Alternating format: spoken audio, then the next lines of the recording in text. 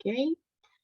Então, mais uma vez, e oficialmente, bom dia a todos os presentes.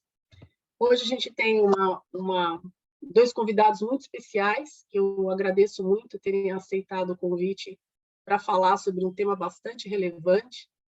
Nós estamos aqui hoje com o Fernando Ladeira. Fernando é sócio e Head de Business da Business Unit People na Falcone, onde ele atua já há 22 anos. Fernando é um especialista, eu diria, né, em gente. Ele é graduado e mestre em engenharia de produção e atualmente ele estuda neurociência e comportamento humano. E ele tem liderado projetos importantes aí em empresas, tanto no Brasil como no exterior, relacionados a pessoas. Fernando, muito obrigado por estar aqui com a gente.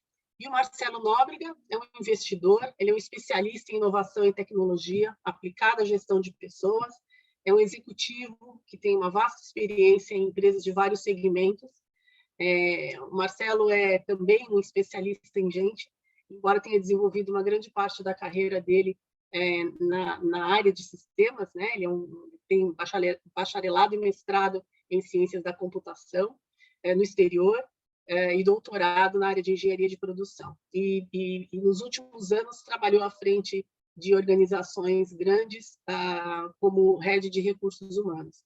E ninguém melhor do que essa dupla aqui para falar sobre um tema bastante atual, bastante relevante, que tem sido muito presente nas discussões das comissões de pessoas, né, do trabalho de maneira geral, sobre data analytics, né? Sobre a questão de como que a gente pode fazer o melhor uso dos dados e da tecnologia em recursos humanos. Ninguém tem dúvida que tecnologia hoje é um driver bastante importante nas decisões de gestão de pessoas, e hoje eu vejo muita discussão nas comunidades de recursos humanos em como a gente pode fazer o melhor uso dessas informações para a gente tomar melhores decisões em relação a pessoas que, de fato, impactam os resultados de negócio. Então, a ideia é que eles vão compartilhar com a gente a visão deles, podem se sentir à vontade para participar pelo chat aqui, em algum momento a gente interrompe, e ao fim também a gente sempre tem um momento para discutir. Então, podem colocar suas perguntas aí no chat, e também ao fim a gente abre o microfone para vocês poderem falar, para realmente a gente ter esse bate-papo aí e poder compartilhar essa reflexão em grupo com todo mundo presente, ok? Então, passo a palavra para vocês, Marcelo e Fernando, por favor. Obrigado, Adriana. Boa tarde, bom dia, né? Bom dia para todo mundo. Hoje eu acordei cedo, bem cedo. Hoje já está quase de tarde aqui para mim.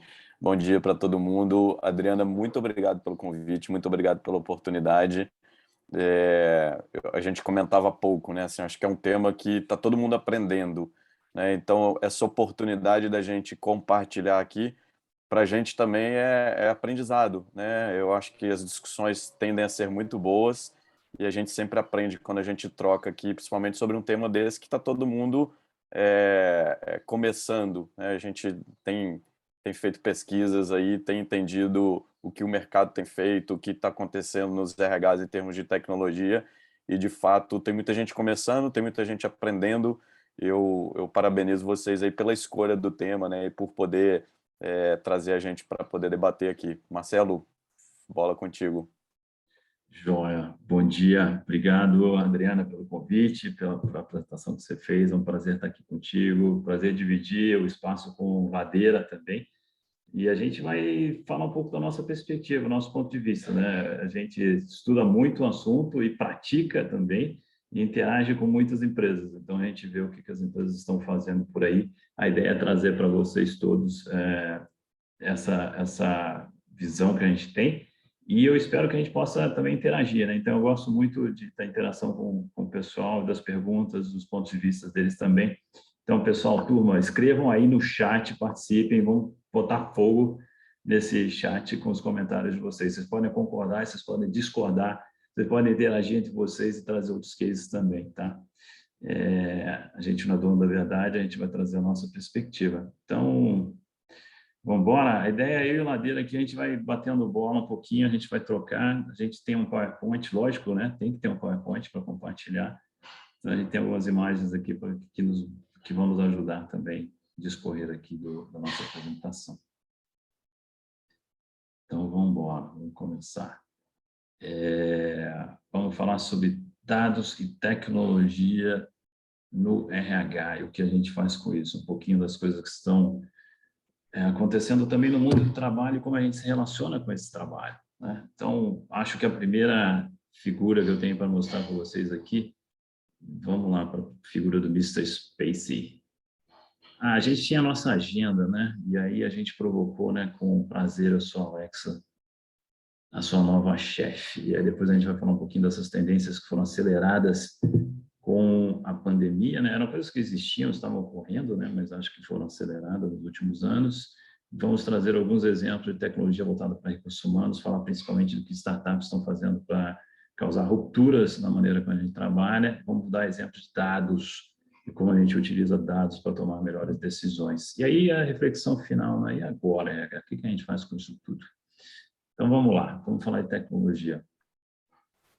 E todo mundo tem uma Alexa em casa já? Eu comprei a minha recentemente, tá? Então só para mostrar que, apesar de falar de tecnologia, né, cada um de nós usa de maneira diferente. Quem não conhece os Jetsons, eu acho que seria legal de tentar assistir um episódio deles no YouTube, né? Então tem o George, que está aí no seu home office, em casa, com aquele painel de controle ali maravilhoso, interagindo com o chefe dele, que é o Mr. Spacey, que, olha só, não gosta muito que o Jorge esteja em home office. E os Jetsons se dá em 2062. Você sabia? Ladeira e Adriana, vocês sabiam disso? Não sabia. Se dá em 2062. Não, não sabia, mas o autor realmente era um visionário, né? Se a gente pensar que a gente assistia isso quando a gente era criança. Porque esse desenho é da década de 60, né? Ele é 2062, porque ele é 100 anos à frente de quando ele foi escrito, em 1962. E olha só, e ele durou essa década só, né? Mas olha só, ele enxergou o vídeo chat, carros voadores, jetpacks. Jetpacks a gente vê na final, no Super Bowl, né? Na final do futebol americano. Sempre tem lá no intervalo alguém que voa com jetpack um pouco mais moderno do que a versão anterior, né? Do ano anterior. A presença em hologramas. Agora, em Lisboa, 2 semanas atrás, fizeram o lançamento do novo filme do Top Gun, do Tom Cruise, em que o produtor do filme apareceu no palco como um holograma. E não dava, né, as imagens que a gente vê de vídeo, a gente não consegue dizer quem é o holograma e quem está presente presencialmente. Então, imagina com 5G, o que não vai ser possível daqui para frente, né? Ele também previu os drones. Os filhos do George, eles eram entregues na escola através de drones, né? Os garotos entravam no drone, o drone ia e lançava o menino na escola. O engraçado é que, né, o George trabalha de casa, em home office, mas os filhos tinham que ir para a escola, né? Se deslocavam para a escola. Ele lá atrás não previu isso, essa diferença. Bom, e vários outros gadgets que a gente já tem incorporados na nossa vida, né? Os sapatos inteligentes, smartwatches, etc. Então. Mas olha só, em 2062 ainda não vão gostar de pessoas que trabalham em home office, né? E aí, vamos lá. Vamos seguir aqui. Alexa, eu falei que eu recém adquiri a Alexa, né? A Alexa me dá as notícias do dia, previsão do tempo, me lembra a agenda, consigo falar com a Alexa em outros quartos aqui da minha casa, ligar a televisão e outros aparelhos, né, através da Alexa. E ela me ajuda a fazer pesquisas, eu dou palavra-chave e ela vai lá e procura, né, temas relacionados àquilo, toca a música ambiente, etc. E ela é bem, ó, essa foto é bem bacaninha, né, bem amigável, né, Alexa, aquele equipamento ali redondinho, bonito, charmoso, com design bacana, que a Apple sempre faz, a menina ali animada, falando e tal. Pois é. E aí, tecnologia. Quem é que tem medo de tecnologia? Quem é que curte tecnologia? Arnold Schwarzenegger, em Exterminador do Futuro. E agora? A tecnologia está entrando na nossa vida de uma maneira que a gente talvez não tivesse previsto, né? Como é que a gente tira o melhor proveito disso? Eu vou contar algumas historinhas de utilização de tecnologia. Vamos lá. Ó, essa gravura aqui é bem antiga, né? Dá para ver pela qualidade da resolução dela. É o Garry Kasparov, na esquerda, campeão de xadrez naquele momento. E do outro lado, é uma pessoa que está ajudando o computador Deep Blue a jogar xadrez contra o Garry Kasparov. Em 2 matches, o Deep Blue venceu o Garry Kasparov, então campeão mundial de xadrez, e era hegemônico, ele foi campeão durante muitos anos. E ele se levanta meio revoltado ali, né? Putz, reclamando e falando absurdos, né? O computador, a IBM, isso aqui, que não pode ser, impossível perder com o computador. Com o computador, a máquina vai superar o homem em algo que requer inteligência. 1997, né? E aí o ponto é que a gente viu lá o George, o Mr. Space e a Alexa na nossa vida, o computador vencendo num jogo tremendamente complexo, o campeão mundial, o ser humano que melhor jogava aquilo naquele momento. Então, onde vai a tecnologia? E a gente escuta hoje muita gente falando, mas computador nunca vai ter emoção, computador nunca vai fazer arte, né? Computador nunca vai ser criativo. Pois é, onde é que estão os limites, né? E esse meu ponto é onde é que estão os limites. Não tenho certeza disso tudo que a gente pensa, né? A gente tem... Os computadores vão tirar nossos empregos, nosso trabalho, vão substituir pessoas. Então, a gente tem que, nós, seres humanos, nos dedicarmos àquilo que o computador nunca vai fazer. Artes, entretenimento, saúde, bem-estar, onde precisa de contato entre as pessoas, emoção, bom, não sei. Aí vamos para a continuação dessa minha história, é esse slide aqui, que é bem interessante, né? A reação diferente aqui do campeão mundial de Go, naquele momento, 2007, 10 anos, portanto, após Garry Kasparov ser derrotado pelo Deep Blue da IBM. Esse aqui é o campeão mundial naquele momento de Go. Go é um jogo muito mais complexo do que o xadrez, ele tem muito mais combinações. Ele é jogado mais no Oriente, né? Aqui do nosso lado do planeta a gente não vê tanto. E 10 anos depois, o Go, né? Um computador não, um algoritmo chamado AlphaGo venceu o melhor ser humano naquele jogo. Então, onde é que estão os limites da tecnologia? A tecnologia avança, né? Ela vai aprendendo. É isso que é a inteligência artificial. Ela vai aprendendo com a experiência, ou com a gente, nós, a alimentando. Aí o ponto seguinte é um pouco sobre esse limite, né? Até onde vai a inteligência artificial. E lembrando que inteligência artificial é artificial, portanto não é muito inteligente, né? Ela é adestrada por nós. Mas existe um teste para isso, que foi elaborado pelo Turing, o matemático. Como é que é o nome do filme do Turing? Madeira, ou Adriana? Um código... esqueci o nome do filme. Da Segunda Guerra, né? Exatamente, onde aparece o Turing. Né, o Turing é um matemático que ajudou a decifrar o Enigma, né, o código, né, de criptografia que os alemães usavam durante a Segunda Guerra Mundial. E tem um filme, né? Que é o The Imitation Game, a Manuela colocou para a gente. O jogo da imitação em português. Um monte de gente viu, todo mundo colocando no nome. O jogo da imitação, isso mesmo. Muito bom, muito bacana o filme também. E tem outros aspectos, né, que o filme traz. Então, o teste coloca uma pessoa que, vamos dar o papel dele aqui de entrevistador, e esse entrevistador vai conversar com um computador e com um ser humano. Se o entrevistador não conseguir identificar quem é o computador do outro lado, né, com quem ele está interagindo, sem enxergar, obviamente, esse algoritmo de inteligência artificial enganou o entrevistador. Tá? Então, realmente, nesse momento, a gente vai poder dizer que a inteligência artificial está igualando o homem, o ser humano, nas suas capacidades. E aí, olha só, em 2015, eu talvez esteja me enganando em relação ao ano agora, tá? Me falhou um pouco aqui, mas acho que foi em 2015 que um time de pesquisadores ucranianos criou esse bot, o Eugene Guzman, e ele foi bem sucedido em enganar um entrevistador, imitando, passando-se por um jovem de 15 anos de idade. Então, a inteligência artificial já consegue se passar por um ser humano de 15 anos de idade. Acho que foi em 2015, há uns 7 anos, né? Então, daqui a pouco a gente vai ter bots se passando por pessoas, né, mais maduras. Né? Onde é que está o limite da tecnologia? É a pergunta que eu faço de novo. Né? Então, vamos lá. Onde é que está o limite da tecnologia? Alexa, eu sou Alexa, eu sou o teu chefe agora. Isso não está longe de acontecer, até porque muitas pessoas, muitos trabalhadores querem ver isso acontecer, querem ter um chefe que é um robô. Essa pesquisa aqui rodou no LinkedIn em 2019, essa empresa LeadX perguntou para as pessoas, você preferia trocar o seu chefe atual por um bot? Você preferia responder, se reportar, ter um robô como chefe?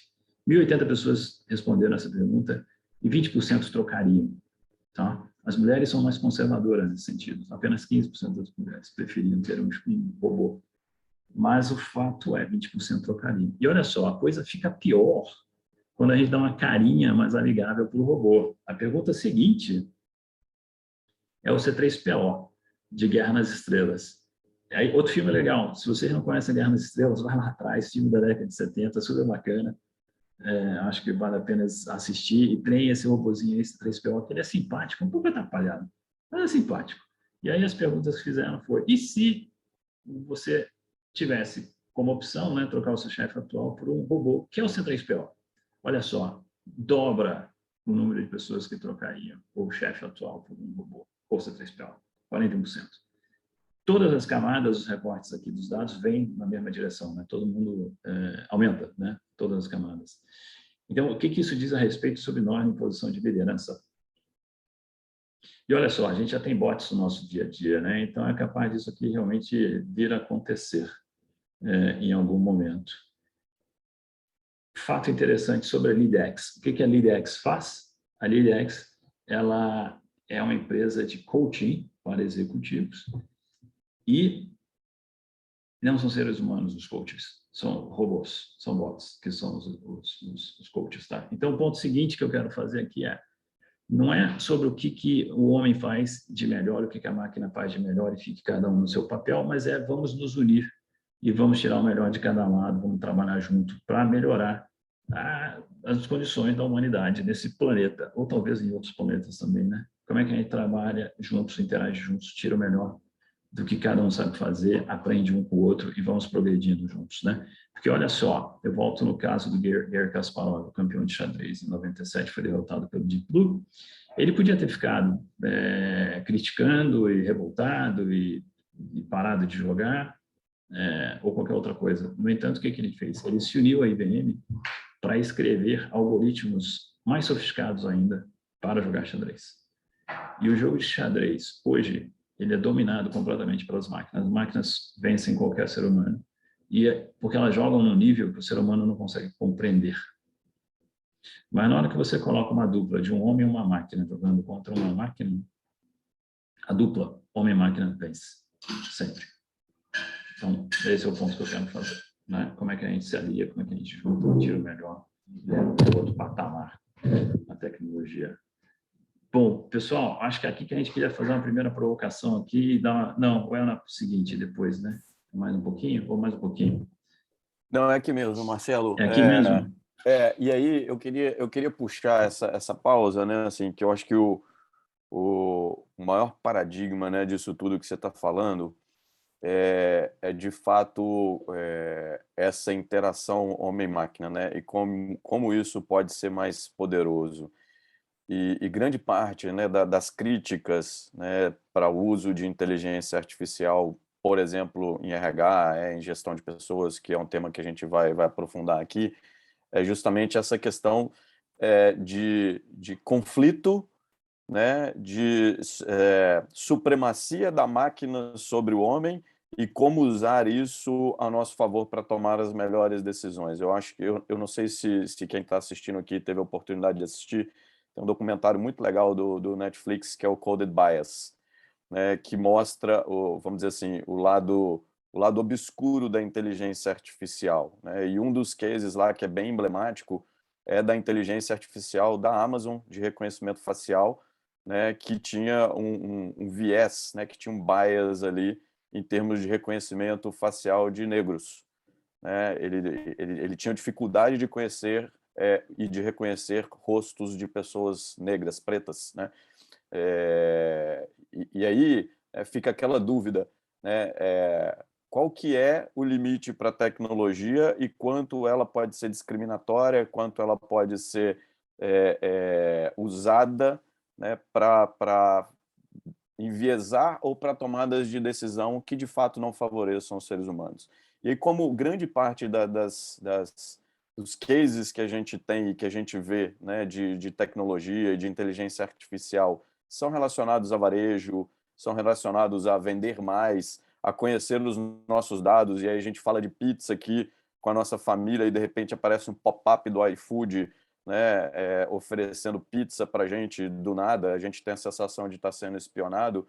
Existe sim um tabu e existe sim um medo, né, em dar este passo, em trazer a tecnologia para o RH e coisificar as pessoas. Então, acho que esse é um tema, né, Marcelo, que eu acho que vale a reflexão aqui, a provocação para a gente ouvir as pessoas aqui no chat sobre esse tema aí, como que elas têm visto isso nos seus negócios, nas suas empresas.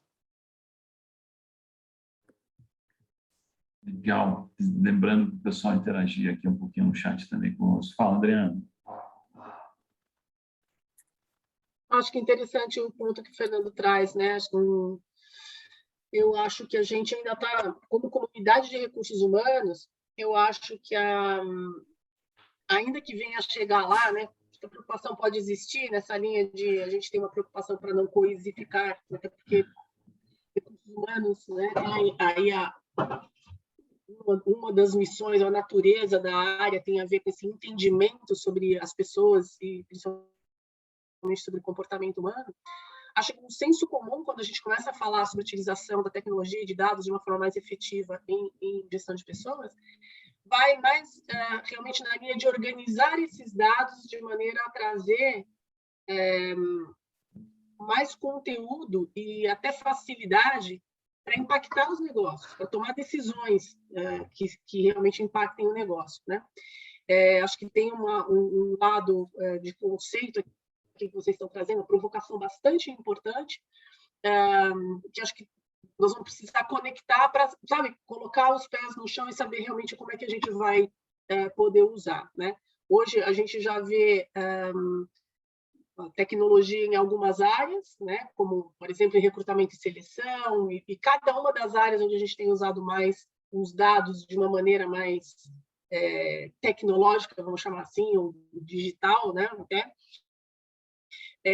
Eu acho que a gente pode integrar mais essas informações para realmente, porque a gente fala de uma gestão integrada de pessoas cada vez mais, né? Como é que a gente vai poder usar isso em benefício para que as pessoas se sintam melhor no trabalho, né? E também até impactando as novas formas de trabalho. Então, um pouco da provocação assim, que vocês trazem em termos mais conceituais, mais em termos mais abrangentes, e onde toca mais especificamente dentro da área de gestão de pessoas, até para nesse caminho, acho que a grande inquietude aí que você traz, que é bastante interessante, Fernanda, esse ponto, né, o receio como se a gente usar dados, como se fosse coisificar as pessoas, quando na minha leitura a busca é exatamente para não chegar nesse ponto.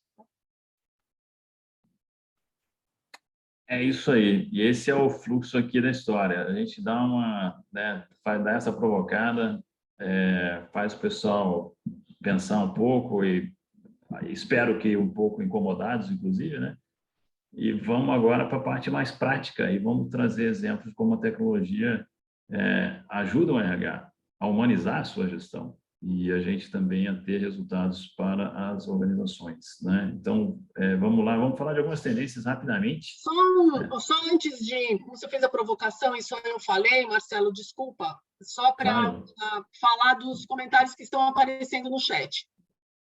Então, vamos lá. Donizete Moretti. Oi, Doni. Lembrando os versos, navegar é preciso, viver não é preciso. A inteligência artificial precisa das pessoas, né? Acho que é exatamente o contraponto, né, da coisificação de gente com a tecnologia. Exatamente. E mais à frente, eu vou deixar para falar mais à frente, né? Porque abordar essa questão dos vieses dos algoritmos, eu vou deixar para falar um pouquinho mais à frente isso. Então, vamos lá. O mundo mudou ontem, a gente não percebeu e foi logo na nossa vez. Que droga, né? Logo na nossa vez. Então, o que foi acelerado? Vamos ver, eu fiz uma listinha aqui de alguns pontos que foram acelerados, não vou entrar em detalhe em nenhuma delas, né? Mas o fato é, assim, muita coisa acontecendo ao mesmo tempo agora. Né? Então, a gente está trabalhando durante muito mais tempo nas nossas vidas e isso vai mudar o nível de fidelização que existe entre funcionários e empresas, né? Entre trabalhadores e empresas. Não vou trabalhar 70 anos no mesmo lugar, até porque a maioria das empresas não dura 70 anos. Provavelmente eu vou mudar de carreira ao longo da minha vida mais de uma vez. Provavelmente eu vou fazer sabático cedo na minha vida, não apenas lá na época que eu esteja próximo a me aposentar. Estados Unidos, a gente tem de 35% a 40% das pessoas trabalhando já na gig economy, tendo várias fontes de renda, além de um trabalho chamado de tradicional nesse momento. E o que acontece lá, acontece aqui. Né? As pessoas trabalhando em projetos em algum momento. Né? E se eu vou trabalhar em projetos, quer dizer que eu posso trabalhar para várias empresas simultaneamente. Empresas que não estão na mesma cidade onde eu estou, que estão em outros países.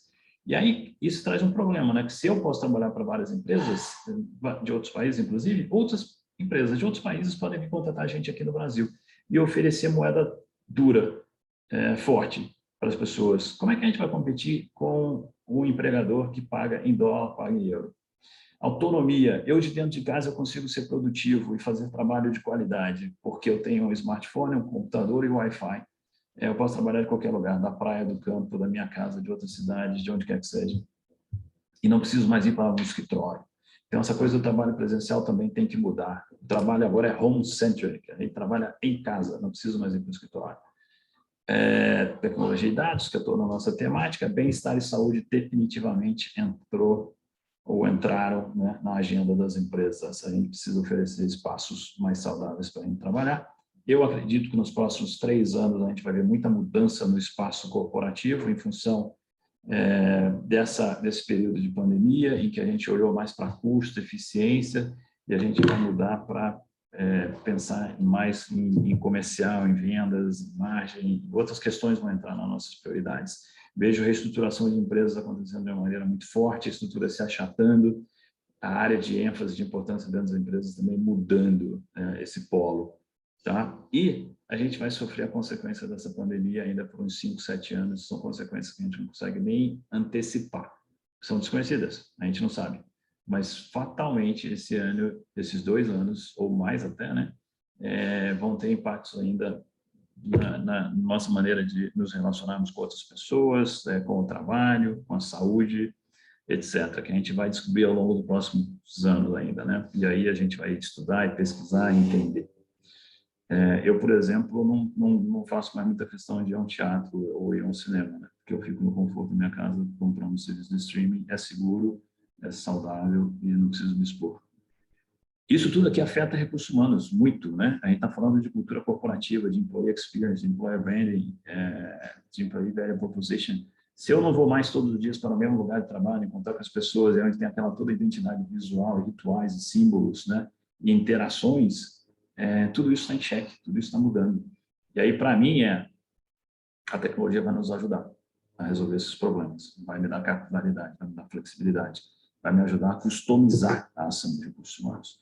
E eu convido vocês a fazerem reflexão que o Guy Kawasaki, que trabalhou com Steve Jobs em vários momentos diferentes, na Apple e na Pixar, sugere como uma atitude para isso tudo. O mundo está mudando, não resista, não seja reativo, mas olha para esse mundo que está mudando, né? E aí usa aquele iconezinho que a gente tem lá, né? Isso não é interessante? Para você refletir. Em vez de responder, não, a gente sempre fez assim, a gente sempre fez assado, a gente nunca vai dar certo aqui, deixa eu pensar melhor um pouquinho. E se? Isso não é interessante? Vamos pensar um pouco, vamos refletir. Sobre as coisas que a gente vai mostrar agora, tá? E o que eu quero mostrar agora, a gente vai entrar nos casos, né? Vamos entrar no concreto aqui, de como usar a tecnologia para ajudar a mudar recursos humanos e levar recursos humanos para um patamar diferente na interação com as pessoas e ajudar as pessoas a crescerem e a serem melhores, tá? Então, eu vou apresentar alguns cases de startups, algumas soluções, e eu vou tentar dar esse enfoque diferente, assim, vamos olhar de uma outra maneira para essa tecnologia. O próximo slide é sobre bots. Todo mundo interage hoje em dia, né, com vários bots, né? Meu iPhone está aqui na minha frente, que eu estou acompanhando o horário por ele, tá? Eu acabei de receber uma mensagem de um bot confirmando a reserva de um jantar para o Dia dos Namorados. Então, ó, fica a dica, galera, quem ainda não pensou em reservar o compromisso do Dia dos Namorados, faça logo, porque vai esgotar rápido. Foi um bot que me respondeu. Agora, aqui, apareceu na minha tela, piscou. A gente interage com o Magazine Luiza, né? Conversando com a Luiza, com a Oi, quer dizer, com a Vivo, conversando com a Vivi. E tem vários outros bots que ajudam a gente a comprar ingressos, passagem aérea, reservar hotel, reservar cinema e jantares.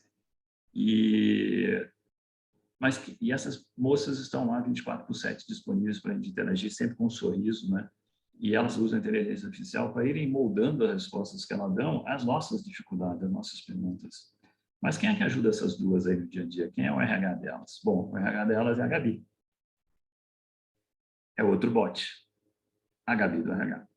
É um bot para automatizar o nosso helpdesk e responder as perguntas de CLT, de políticas e benefícios internos, ou o que a gente quiser que ela responda. Porque ela aprende.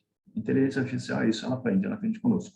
As perguntas aparecem, a gente mostra para a Gabi todas as perguntas, todas as respostas que ela pode dar, e ela vai aprendendo com a interação que ela tem com os usuários e vai se sofisticando, tá? Então, a Gabi do RH é uma ferramenta disponível no mercado. Ela já está treinada para responder qualquer coisa sobre CLT, explicar um olerite, falar sobre folga, falar sobre férias, licenças, etc. Mas você pode botar ela dentro da tua empresa e ela aprender contigo as suas políticas, seus benefícios, política de remuneração e outras coisas que você queira, né? Alimenta a Gabi com isso. E ela vai responder sempre com o mesmo sorriso, sempre animada, de uma maneira diferente para quem está perguntando, de acordo com essa pessoa que está perguntando. Eu implementei um bot num helpdesk, tá? E a minha ideia primeira era: vamos economizar, vamos criar eficiência. Eu não preciso de ter 10 pessoas aqui respondendo as mesmas perguntas. A empresa era uma empresa que, por estrutura, dava oportunidade de primeiro emprego, dá oportunidade de primeiro emprego para jovens, né? Então, imagina que esses jovens entram no mercado de trabalho e, como todo mundo aqui, tem as perguntas, né? Como é que é folga? Como é que é escala de trabalho? O que é adicional noturno? O que é adicional de férias? Etc., para entender o olerite. Imagina esses jovens ligando e interagindo com o helpdesk todos os dias, fazendo as mesmas perguntas. Imagina o ser humano no helpdesk, lá, o profissional de RH, todo dia recebendo a mesma pergunta. Me explica o que é o adicional de férias. Pelo amor de Deus, né? Você fica numa posição dessa durante pouco tempo, você não aguenta, né? A Gabi do RH vai responder isso todos os dias, todas as perguntas que vierem para ela, igualzinho, não importa, ela vai responder do mesmo jeito, mesmo sorriso. Sim, você gera eficiência, você diminui a quantidade de pessoas no helpdesk, mas olha só, para nossa surpresa, o que aconteceu.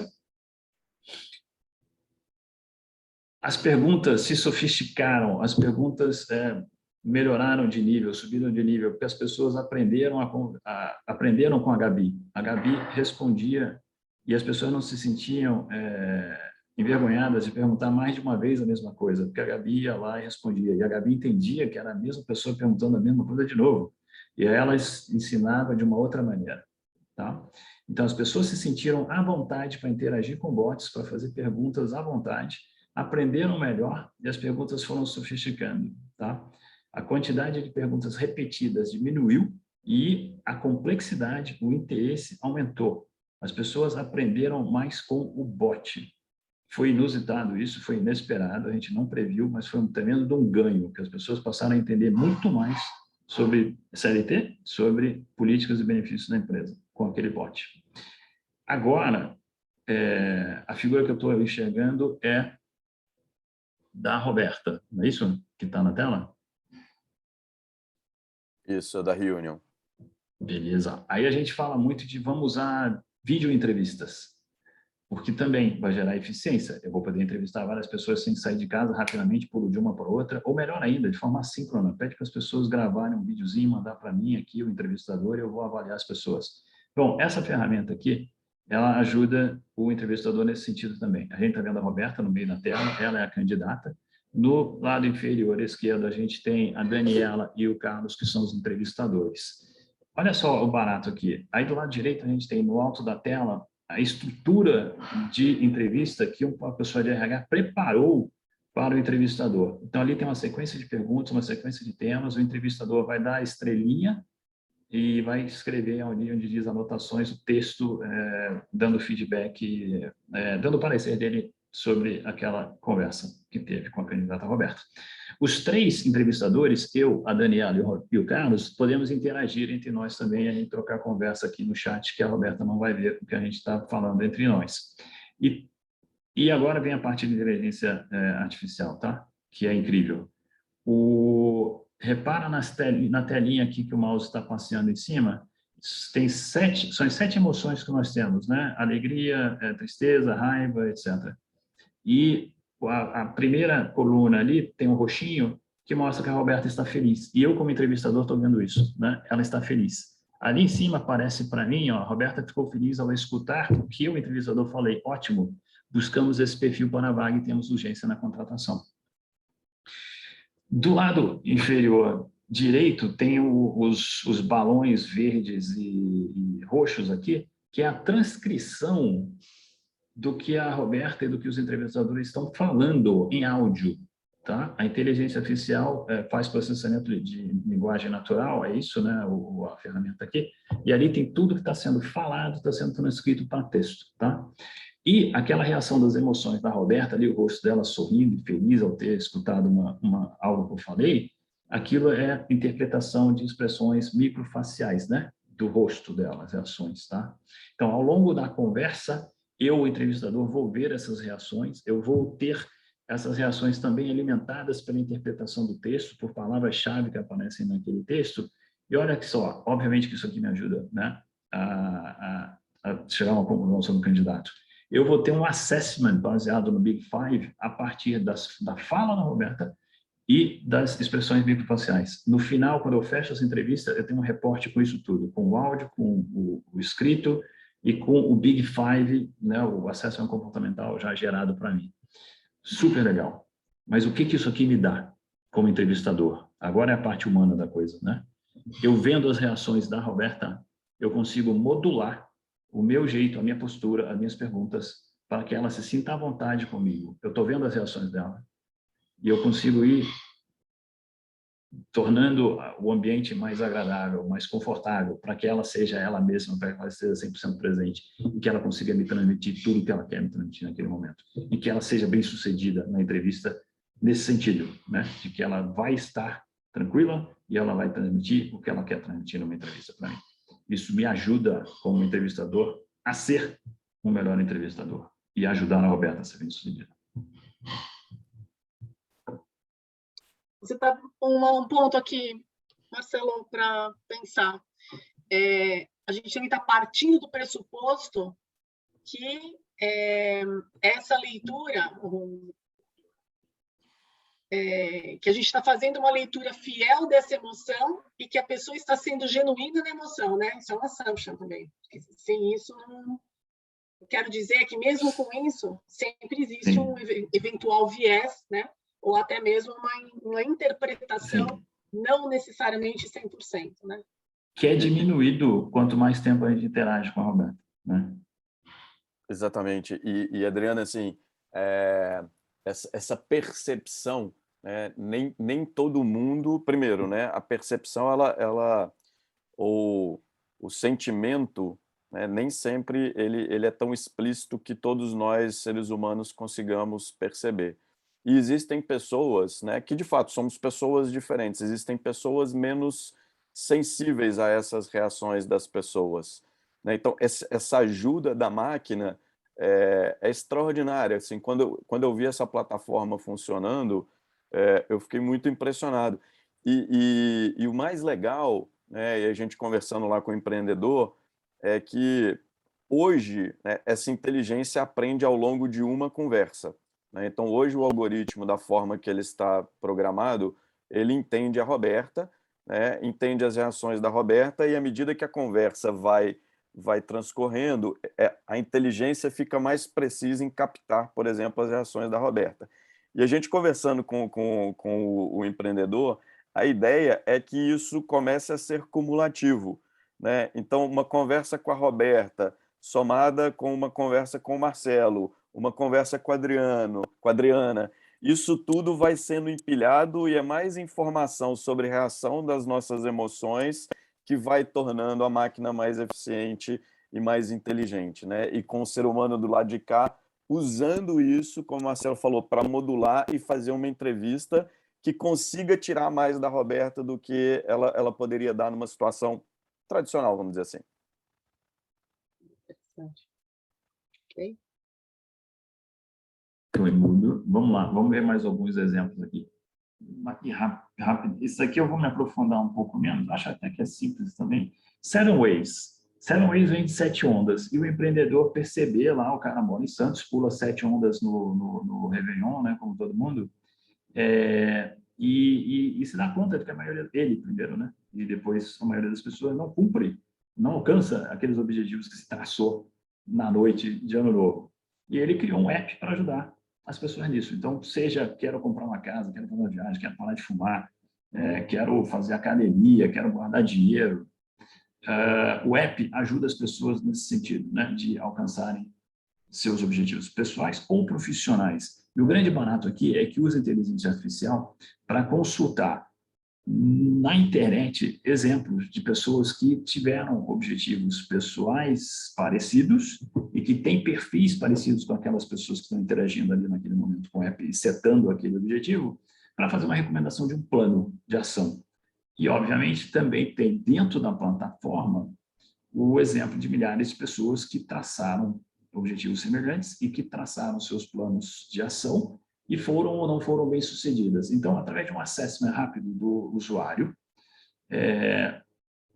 e do plano, do objetivo que a pessoa tem, o app busca outras pessoas que desenharam planos e com os quais eles foram bem-sucedidos e ajuda as pessoas a alcançar seus objetivos. Isso aqui na vida pessoal, obviamente, planejamento, né, pessoal tem muita relevância, e na área profissional também. Eu tipicamente via áreas de vendas, né, simplesmente definindo vendas como volume de vendas ou margem, e o plano é o vendedor que se vira, vai lá e se vira e faz. Uma ferramenta como essa pode ajudar pessoas a serem bem-sucedidas com seus objetivos profissionais também, dando exemplos do que funcionou em situações semelhantes para pessoas que têm um perfil semelhante àquela que está desenhando, traçando aquela meta para si mesma. E aí vamos em frente. Então, de novo, né, inteligência artificial te ajudando a ser bem-sucedido. Legal. Marcelo, eu vou puxar o próximo case, mas antes eu vou te passar uma pergunta do chat aqui e vou responder uma outra, tá? Então, a pergunta da Raquel Busnello. Eu gostaria de saber se a pessoa é informada antes da entrevista que ela vai ser avaliada neste nível, falando ainda da ferramenta anterior. Sim, sem dúvida. Ela só entra com conhecimento e com consentimento, exatamente. Legal. Importante. E aí eu vou puxar a pergunta aqui do Alan também, o Alan Gonçalves de Lima, e vou aproveitar e falar do próximo case, né? O Alan está falando aqui, o ponto de discussão mais estressante é qual a régua dos indicadores dessas emoções, né?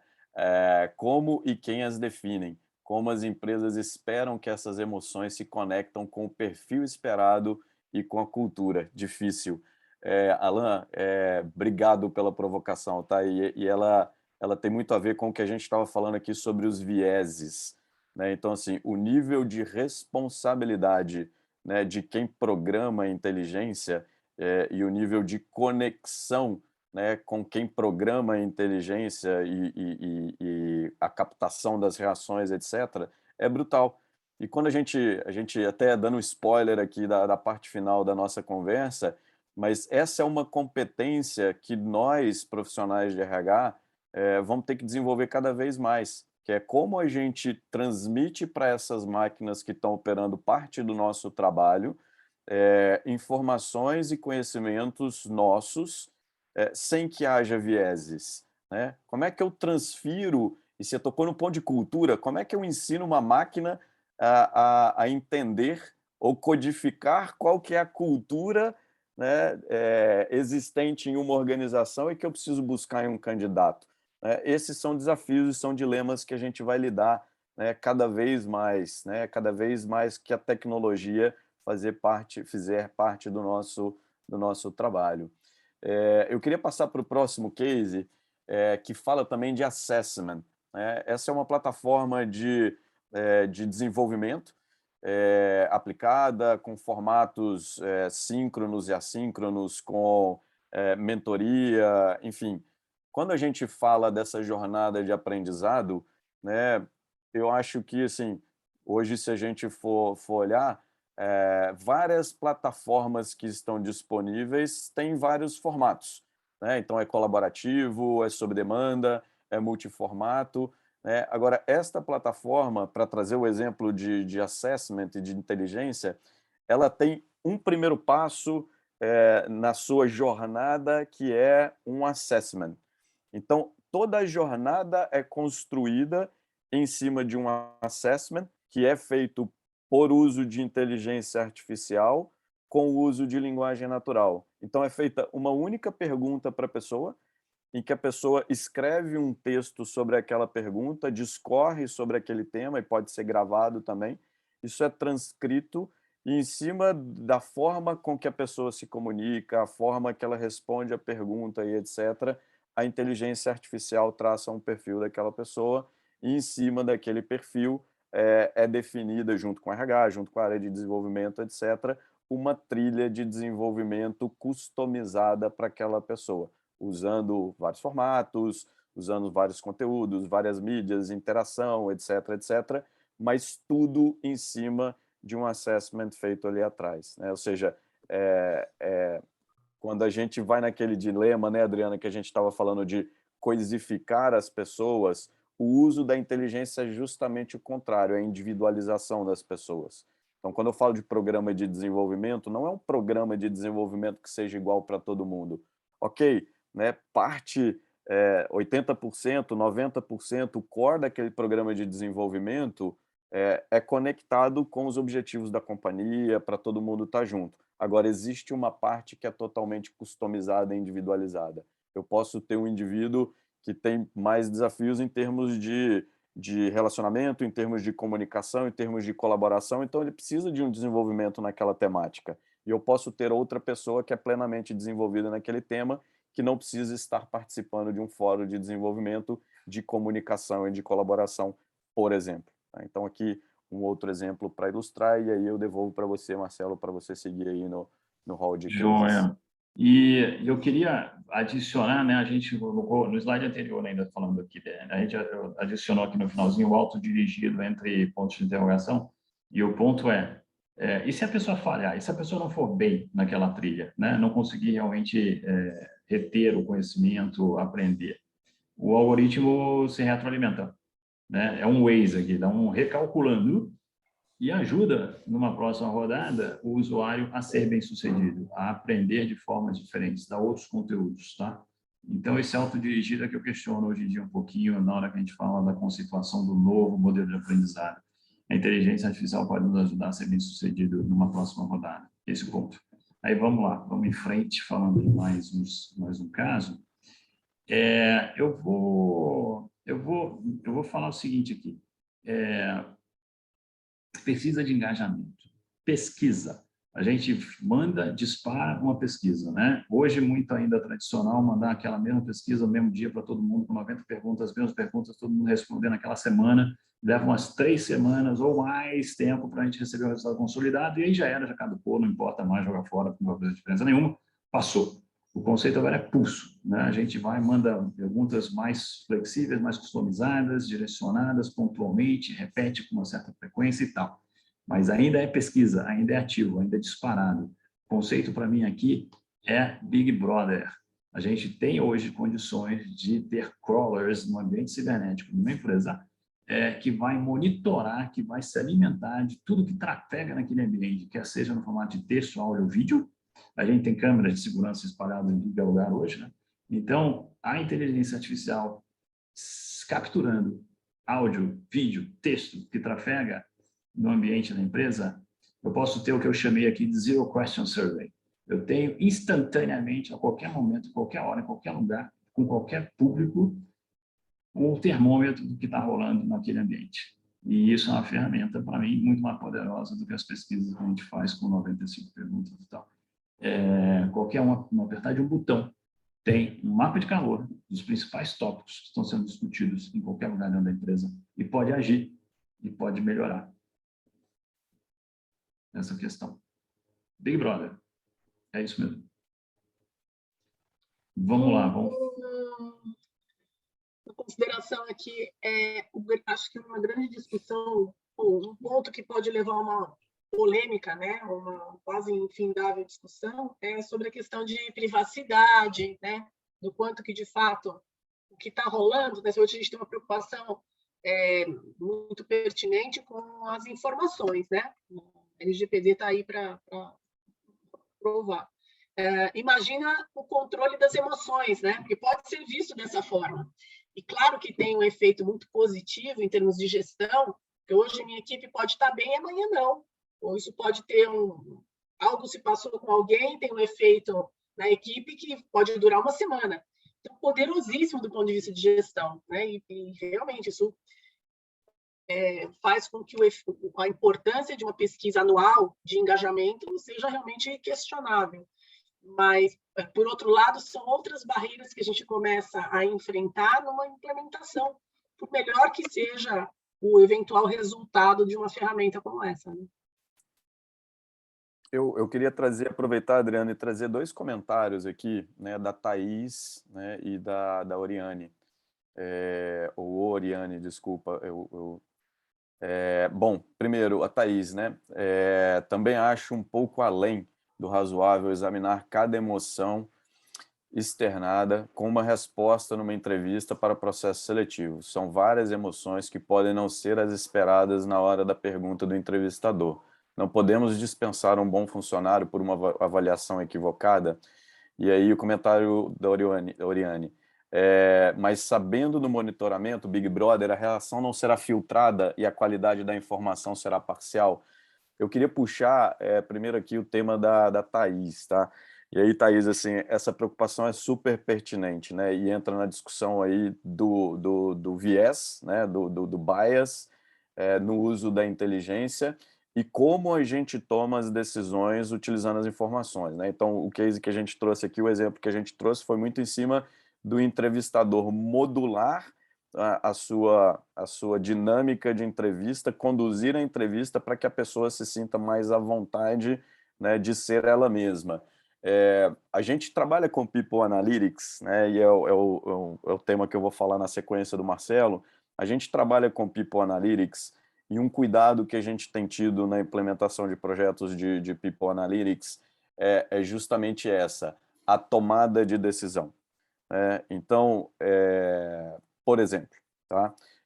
A gente fez um trabalho, né, num call center com mais de 70 mil pessoas e uma das verdades absolutas, né, que existiam ali nessa empresa era que mulheres mais jovens, e mães, elas pediam mais desligamento, né? Então, com o uso de tecnologia, né, de analytics, primeiro, a gente desmistificou isso, né? Existia, na verdade, ali uma dor localizada, mas não existia uma preponderância de pedido de desligamento de profissionais com esse perfil. E a tratativa, né, quando você vai discutir a tratativa, não é na linha do se livre do problema, mas a pergunta tem que mudar de lugar. Como que a gente cria um ambiente mais saudável para que mães jovens possam ter um ambiente de trabalho melhor aqui e fiquem mais com a gente? Porque outra coisa que a gente descobriu também, né, era que o nível de entrega dessas profissionais era um nível de entrega superior. Então, o desafio aí está muito em onde você coloca a pergunta, né, e como você trata e como você dá a solução para aquele problema. Então, a fronteira aqui é muito tênue, né, e às vezes, assim, quando a gente fala de ferramentas de People Analytics, a gente ainda tem muito receio, e sendo muito transparente, em descentralizar isso para os gestores, porque a nossa percepção é que os gestores ainda não estão prontos, né, para interpretar, para entender e para tomar as decisões. Então, a gente ainda tem feito os trabalhos muito centralizados nos RHs, né, para que a gente tenha esse filtro e essa avaliação das saídas dos modelos para a tomada de decisão. Porque se a gente descentralizar isso em escala, né, imagina uma empresa com 70 mil colaboradores ali de call center, quantos gestores a gente não tem dentro dessa empresa e quão enviesados podem ser, ou enviesadas podem ser as interpretações de saídas de um modelo matemático, né? Infinitas, né? Mas, Marcelo, você quer responder a outra pergunta sobre a questão do Big Brother? É porque, bom, ao longo do tempo, né, isso se perde, né, a quantidade de informação que vai entrar. Então, isso é suavizado ao longo do tempo, essa questão das interpretações erradas. Mas o que o Ladeira está trazendo aqui é uma ótima oportunidade do papel de recursos humanos, né? Como é que a gente interage com nossos líderes para que realmente eles consigam usar legitimamente e a bom cabo essas tecnologias. Vamos avançar um pouquinho. A gente não me lembro da gente ter comentado no início com o pessoal, mas a ideia é não passar de 11h15, tá? E como a gente também tinha alocado um tempo no final para perguntas, mas a gente já está interagindo com as perguntas agora, muda um pouco, né, a nossa estrutura aqui da conversa com vocês. E eu vou ser breve na explicação disso aqui. Isso aqui é baseado na teoria das redes, se chama em inglês ONA, Organizational Network Analysis, ou análise de redes informais dentro das organizações. Os pontos são pessoas, tá? E essa é a rede do Tom Hack, que está no meio ali, tem o nome dele escrito, né? E cada cor é uma empresa diferente com quem esse Tom interage, cada ponto é uma pessoa, cada linha é a interação entre as pessoas que estão ligadas por essa linha. E o tamanho do círculo, o tamanho da pessoa, é o quanto ela é influente, o número de pessoas com quem ela interage com frequência, tá? Então, você olha aqui que tem alguns pontos que são maiores, né? Que tem alguns pontos que são... A centralidade do ponto também na rede mostra o quanto essa pessoa é uma referência para os demais. E aqui a proposta de utilização para essa ferramenta é a seguinte: a gente usa as estruturas formais da empresa para fazer comunicações, para cascatear informação, para engajar pessoas em projetos, né? A gente vai num diretor e pede para ele alguém para entrar num projeto multidisciplinar e ele vai dar o nome de um gerente, alguém que está na estrutura formal de comando e controle, que tem autoridade. Mas o ponto a gente sabe, né? A gente tem a rádio corredor, a gente tem a rádio peão, a gente tem aquele senhorzinho ou a tiazinha que trabalham na empresa há vários anos e que sabem tudo, e que as pessoas vão conversar com essas pessoas. Então, a proposta aqui é fazer um mapa dessas redes de influências e a gente entender a quem as pessoas recorrem em momentos de estresse, em momentos de mudança cultural, em momentos de projeto, mudança de direção, e, de certa forma, a empresa usar esses canais informais para engajar nesses projetos. Ou um objetivo mais nobre é identificar pessoas que são influentes e que talvez devessem estar em posições formais de liderança, só que a gente não viu, a gente não percebeu. E essa ferramenta pode nos ajudar a identificar pessoas com esse potencial de liderança. Então, fica aqui esse conceito. Vamos entrar agora nos cases que o Ladeira tem para comentar de dados, né? De como é que a gente usa dados para tomar decisões mais inteligentes. Só uma pergunta, Marcelo, como é que é feito esse mapeamento a partir de informação da própria pessoa? Como que isso é capturado para chegar na rede? Perfeito, legal, Adriana. Tem duas maneiras. Uma maneira a gente chama de ativa, que é você manda 4 perguntas para o público interno da empresa e, né, na linha do a quem você recorre quando você quer aprender alguma coisa da empresa, a quem você recorre em situações de estresse, a quem você recorre quando você quer conselhos de carreira, tá? Por exemplo. E as pessoas respondem, né? E com isso você traça o mapa. A outra maneira também é Big Brother. É você já no ambiente da Microsoft, do Office, né? Onde você tem o Teams, você tem o Outlook, e você pode desenhar a partir daí. E aí você vai ter os mapas, quem fala com quem, você vai ter, inclusive... relacionamentos. Exatamente. Você tem os relacionamentos, você tem os temas. E, inclusive, tem reuniões. Você consegue identificar quem está gastando, perdendo tempo em reunião, por exemplo. Quem é sempre chamado para a mesma reunião, para o mesmo assunto, que tem 18 pessoas e que não resolve nada, e que chama uma outra reunião para resolver o que não vai resolver naquela reunião. Então, ajuda até na produtividade desses relacionamentos, de uma maneira passiva, né? Passa a bola para a Ladeira. Vamos lá, Ladeira. Legal, obrigado, Marcelo. Bom, gente, dados, dados e mais dados, né? Tudo isso que a gente falou até aqui gera uma quantidade brutal de dados, né? Então, quando a gente faz uma pesquisa, seja ela feita por um robô, seja ela feita por um formulário, eu estou gerando dados sobre as pessoas. Quando a gente roda um processo de avaliação de desempenho, eu estou gerando dados sobre as pessoas. Quando eu monto, por exemplo, o ONA, que o Marcelo comentou, eu gero dados sobre as pessoas, dados de relacionamentos. E isso está ficando cada vez mais complexo e está gerando uma Babilônia, né, de informações dentro dos RHs, né? A gente soltou uma pesquisa recente, fechamos aí agora no mês de maio, a gente vai compartilhar os resultados, né, agora no mês de junho, mas assim, que é sobre o uso de dados, né, e quantidade de tecnologias nos RHs. Então hoje, né, os RHs têm aí em torno de 5, 7, alguns chegam a 10, a 15 ferramentas de tecnologia, de HR Techs, né? Então, eu tenho o meu sistema de folha, eu tenho o meu sistema de avaliação de desempenho, eu tenho a minha Pulses, eu tenho diversos sistemas ou subsistemas, eu tenho o meu chatbot ali da Gabi do RH, gerando informações. E o grande desafio que a gente tem percebido e chamado a atenção para essa quantidade de dados que não se conversam, daí o termo da Babilônia, né, de dados. E como o RH toma decisão e olha para tudo isso de uma forma integrada, né? Então, quando a gente fala dessa geração de dados, a gente traz aqui para a provocação e para a discussão que, de fato, hoje, o maior desafio do RH, quando olha para essas tecnologias e para esses dados, é fazer isso tudo conversar, como que isso tudo se integra. E aí eu vou trazer um conceito aqui que eu acho importante para a gente estar todo mundo na mesma página, quando a gente fala de People Analytics, porque muita gente fala que tem People Analytics e usa People Analytics, né, mas a gente precisa entender essas camadas do que de fato é People Analytics, né? A gente tem 4 camadas, né, de uso de Analytics para a gestão de pessoas. Uma que é descritiva, que são os nossos BIs, os relatórios que trazem os indicadores, etc. Uma que é diagnóstica, que é a segunda camada, que a gente consegue olhar para os dados e entender aonde que tem problemas.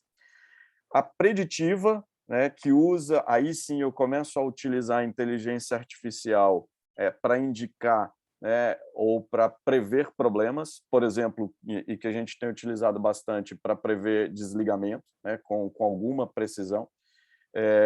E a terceira e a quarta, que é a prescritiva, ou seja, olhando para aquela predição, olhando para a probabilidade de 77,3% do Marcelo pedir desligamento, né, quais os fatores que levariam o Marcelo a pedir desligamento hoje, né, e quais as recomendações ou quais as ações que eu posso tomar para evitar que isso aconteça num período aí de 0 a 3 meses. Né? Então, eu acho que o próximo passo, né, e a fronteira, e onde a gente tem investido bastante esforço, bastante conhecimento, é nisso, em criar data lakes, né, em criar repositórios de dados de todos esses subsistemas de RH, trazer essa Babilônia para uma única linguagem, um único banco de dados, e fazer cruzamentos entre essas informações que não são triviais para o ser humano. O volume é extremamente não alcançável por nós humanos também, e esses algoritmos, essa inteligência possa fornecer para os RHs insights mais ricos para a tomada de decisão. Um outro exemplo, né? Isso é capturado através de diversos sistemas, né? A gente chegou numa equação, né, de balanço em um cliente que a gente trabalhou com esse modelo matemático, com esses algoritmos, em que a gente chegou no ponto ótimo, né, ou mais adequado de diversidade dentro das equipes sob o ponto de vista de turnover. Então, a pergunta era, a diversidade impacta o turnover nas equipes? A resposta foi sim, né? Então, quanto mais diverso o meu time, menos turnover eu tenho dentro daquela equipe. Isso analisando todas as diversas equipes. Agora, se eu começo a trazer muita diversidade para as equipes, o meu turnover começa a aumentar. Então, é um comportamento que ele tem dois extremos. Equipes pouco diversas têm um turnover altíssimo, equipes muito diversas começam a ter algum comportamento maior ali de turnover. Agora, existe um equilíbrio, né? E a gente conseguiu traduzir isso em número, né? Que seria um índice de diversidade, olhando para as suas diversas dimensões, de equipes que são, sob o ponto de vista de turnover, mais estáveis, com engajamento maior, ou seja, a diversidade sim gera engajamento, diversidade sim reduz turnover, e isso tem um ponto ótimo, vamos dizer assim. Então, são esses cruzamentos desses dados das diversas fontes, né, que tem nos dado oportunidade aí de chegar a conclusões como essas e de rolar bolas para o RH, né? Eu vou voltar nessa empresa que a gente trabalhou, que tem 70 mil colaboradores. Imagina essa empresa organizada em business partners e um business partner ali ser responsável por um conjunto de 300, 500 pessoas. Impossível, né? Uma pessoa, um ser humano, conhecer todo mundo no detalhe. Então, quando você traz essas informações, você, por exemplo, prepara um business partner para ter uma conversa de one-on-one com uma pessoa, entendendo, né, quais são as dores, quais as questões, os problemas que aquela pessoa específica está enfrentando naquele momento. Então, ao invés de fazer uma conversa genérica, pronta, com um script, né, preparado pelo RH, aquele business partner está conversando com aquela pessoa com informações que fazem ela conhecer um pouco mais e ter uma conversa mais íntima, mais próxima e mais humana. Daí a pergunta que a gente colocou, né, na chamada aqui do nosso bate-papo, né, que é o paradigma. Trazer dados para a mesa, trazer informações, não é para coisificar pessoas, e sim para tornar, né, a relação dos RHs, a relação da gestão de pessoas mais humana, conhecendo mais os indivíduos. Então, era isso um pouquinho que eu queria falar aqui sobre dados, dados e mais dados, e como é que a gente pode usá-los para tornar essa relação mais humana. Madeira, depois isso, tá bom. Eu estou pensando aqui que a gente tem 5 minutinhos para fechar. Eu estou pensando em a gente interagir um pouco com a Adriana e tal, e deixar, e não entrar nesses detalhes aí dos próximos slides que a gente tinha, assim, que era justamente assim um backup para a gente administrar o tempo também, né? O ponto é, mostra o próximo slide só, então, Adriana, dá só um minutinho. Não é esse, o próximo. Esse aí. É só para dizer que existem muitas oportunidades para a RH se posicionar diante desses desafios todos, né? O que vocês estão colocando aqui no chat, as perguntas, então, é justamente isso. Como é que a gente, RH, ocupa esse espaço e garante que isso aqui vai numa boa direção? Pronto. Muito bom. Um assunto que não se esgota, né? Vocês trazem realmente várias provocações aí que, sem dúvida, geram muitas perguntas. E eu espero que a reflexão tenha ajudado aí a todo mundo pensar sobre o assunto. Eu acho que não vai ter uma resposta só, né? Um direcionamento único que nos ajude a usar melhor os dados e a tecnologia dentro das áreas de recursos humanos das empresas. Muito interessante, muito rica a fala de vocês. Eu vou chamar a atenção, então, para o auditor de algoritmos aqui. A gente falou, né, o Ladeira trouxe o case lá no documentário e tal. Somos nós que treinamos, nós escrevemos o algoritmo e nós treinamos o algoritmo. Então, um algoritmo consegue reconhecer um gato porque a gente alimentou esse algoritmo com 5 milhões de imagens de gatos. Só que se a gente, ao alimentá-lo com essas imagens, disser que aquilo é um cachorro, ele vai ver uma imagem de um gato e vai dizer que é um cachorro. Então, vamos lembrar disso, somos nós que ensinamos, né? Então, como é que, e aqui a posição que a gente está sugerindo é como é que a gente garante, então, que não vai haver um viés no algoritmo? Com auditores de algoritmo.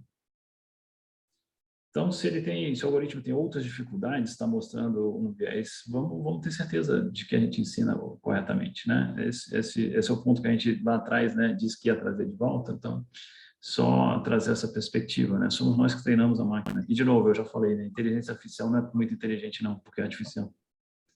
Não. Mas eu concordo em parte, Marcelo, com esse ponto, e acho que, de novo, uma super provocação, porque hoje o conceito do que é certo e errado, né, inclusive do ponto de vista objetivo, né, uma discussão muito que, obviamente, com perfis ideológicos aí, né, tem um cunho ideológico, mas hoje se discute sobre o que é uma mulher ou o que é um homem, né? Então, em que contexto, com qual é o conteúdo, afinal de contas, com qual viés? Eu acho que bem, se é que é possível, né, alimentar algum algoritmo sem viés, porque os estereótipos têm uma função, né, que hoje está sendo extremamente questionada pelas questões de diversidade, pelo benefício que a diversidade pode trazer para as relações humanas na sociedade de maneira geral, não só dentro das corporações. Então, acho que é uma discussão infindável, né? Porque em algum momento, se a gente vai fazer uso da inteligência artificial, nós, seres humanos, que vamos alimentá-los com, seja lá qual for, o conceito do que é o gato e do que é o cachorro, que um gato não é um cachorro, né? Que você também, hoje, inclusive, muitas das afirmações são feitas, né? Então, você pega não hambúrguer, né? As pessoas falam não, que você come a não carne. É uma forma de você definir o que é, negando a referência do que já existe, né? Então, acho que é uma discussão, talvez para uma outra fala que vocês possam trazer aqui para a gente discutir. E assim, eu acho que como toda nova tecnologia, né, Adriana, assim, a humanidade se depara com esses conflitos éticos, né? Então, quando a ovelhinha Dolly, né, foi clonada ali, quando o homem conseguiu dominar a tecnologia da energia nuclear, né, que pode ser usada a benefício da sociedade ou não, né? Eu acho que a mesma discussão ética, e eu vejo, tá, Adriana, que nós aqui como profissionais de RH, né, pessoas que tratam disso, que lidam com gestão de pessoas, a gente tem um papel fundamental, né, fundamental para fazer esses filtros, para fazer essas discussões éticas do uso disso tudo. Eu acho que, inclusive, a gente deve liderar, né, e não ser pautado. E é isso que você falou, assim, tem uma fronteira aí, tem uma questão que é super, super delicado, né? Então, quando a gente fala ali de integrador, né, homem-máquina, né, HR Data Manager, né? Então, estes papéis têm que vir para o novo profissional de RH e a gente deve liderar essa transformação e essa inclusão da tecnologia, né? Sem pendular. E você trouxe um ponto, né? Nós, seres humanos, a gente tem uma tendência, eu conversava com o Marcelo ontem sobre outras coisas, a tendência que nós, seres humanos, temos de pendular. Ah, não, isso aqui não está dando certo, né? Então vamos para cá porque isso aqui é abominável e não está dando certo.